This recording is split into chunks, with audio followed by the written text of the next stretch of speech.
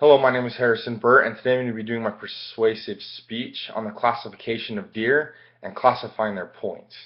Now, deer, there's many different types of species of deer, but the two most common species that we have here in America, or North America, is the white-tailed deer and the mule deer. The white-tailed deer is more generally found in the Midwest and the East, and the mule deer is more commonly found here in the West.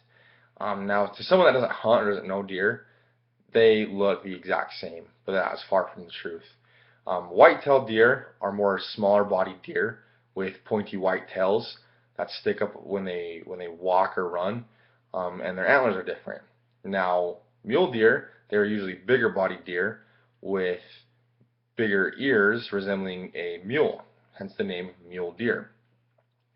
Now, the classification when it comes to a whitetail, everyone agrees on how to classify the points and how you would go about scoring them. Now, whitetail, if you have, for example, if you have 5 points on one side and 5 points on the other, that would be classified as a 10-point deer.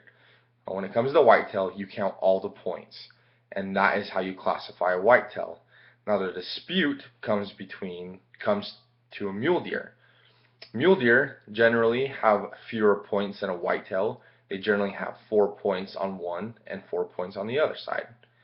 Now, the dispute is whether you count all the points on a mule deer or you only count one side. Well, the Mule Deer Foundation has been very clear and described that if a mule deer has 4 points on one side and 4 points on the other, that is classified as a 4x4 or a 4-point.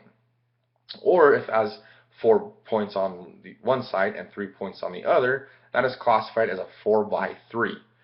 The dispute between counting one side or counting both sides has been going on for many, many, many years.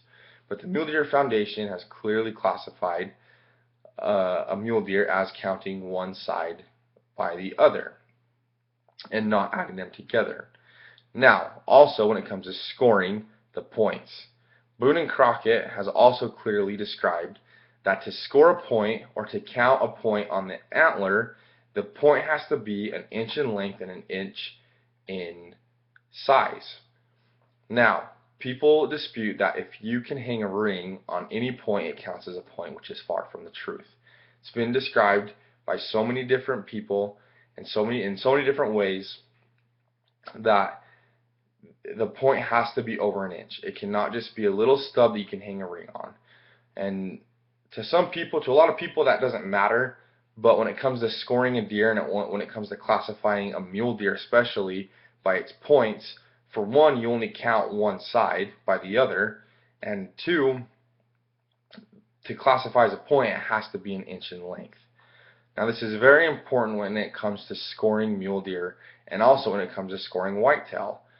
This dispute has been going on for many, many years, but to persuade people to understand that classifying the points is different, they need to read and they need to do their research, because there is a difference between a whitetail and a mule deer and the classification that they have in counting their points. Thank you.